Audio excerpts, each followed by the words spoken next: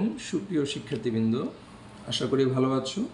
আজকে আমরা পর্যাবৃত্ত গতির ঢাকা বোর্ড 2024 সালের একটি গুরুত্বপূর্ণ সৃজনশীল প্রশ্ন নিয়ে আলোচনা করব। তো আসো প্রথমেই প্রশ্নটি দেখে নেওয়া যাক। বলেছে যে সানি ও রনি নামের দুজন ব্যক্তি দুটি গোলক নিয়ে পরীক্ষা করছে। সানির দোলকটি সেকেন্ড দোলক মানে হইতেছে সানির দোলকের দোলনকাল 2 সেকেন্ড এবং এটির ভর 50 গ্রাম, বিস্তার 10 সেন্টিমিটার। রনির দোলকটির ভর 70 গ্রাম, পর্যায়কাল 5 সেকেন্ড এবং বিস্তার 7 centimetre.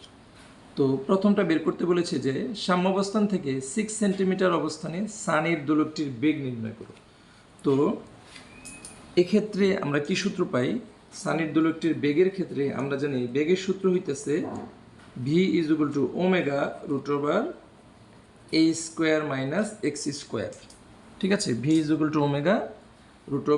Square minus x square. এখন আমাদেরকে খুঁজে বের করতে হবে যে সবগুলো মান দেওয়া আছে কিনা। তো ওমেগা হলো কৌণিক বেগ, দেওয়া নেই। তো আমরা লিখতে পারি ওমেগা সমান 2π/t √a square minus x square. তো এখানে টি পর্যায়কাল, যেহেতু সানির দোলকটি হলো সেকেন্ড দোলক, আমরা জানি সেকেন্ড দোলকের দোলনকাল 2 সেকেন্ড।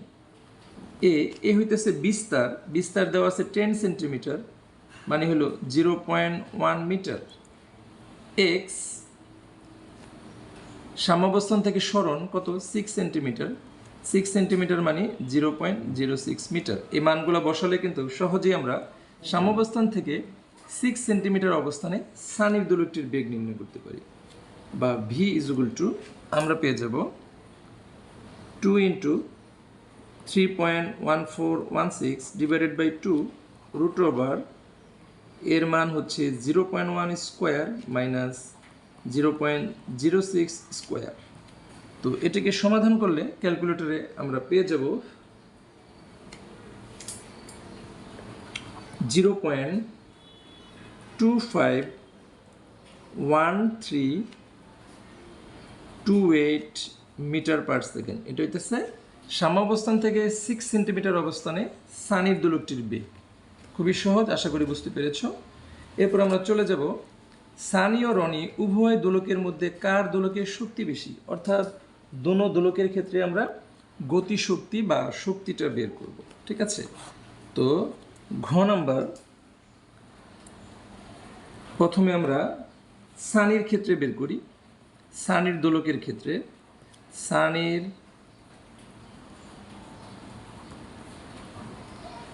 সানির দোলকের ক্ষেত্রে E1 সূত্র কি? আমরা সবাই জানি 12m omega square a square বা 12m ওমেগার মান হইতেছে বা সূত্র 2π/t তার উপর স্কোয়ার a স্কোয়ার। তো মান বসাই আমরা 12 × m কত? সানির দোলকের 50 গ্রাম। কিন্তু 50 গ্রামকে যদি কেজিতে নাও 50 × 1000 কত আসবে? 0.05 ইন্টু 2π/t, তাহলে 2 × 3.1416 ডিভাইডেড বাই সানির দোলক যেহেতু সেকেন্ড দোলক, পর্যায়কাল 2 সেকেন্ড বাই 2 তার উপর স্কোয়ার ইন্টু তার যে বিস্তার, সানির দোলকের বিস্তার 10 সেন্টিমিটার মানে 0.1 স্কোয়ার। তো এই মানগুলো বসালে সানির দোলকের ক্ষেত্রে শক্তি পেয়ে যাব আমরা 0.002467 জুল। খুব ইজি, আশা করি বুঝতে পেরেছ। এরপরে আমরা চলে যাব রনির ক্ষেত্রে, রনির দোলকের ক্ষেত্রে। রনির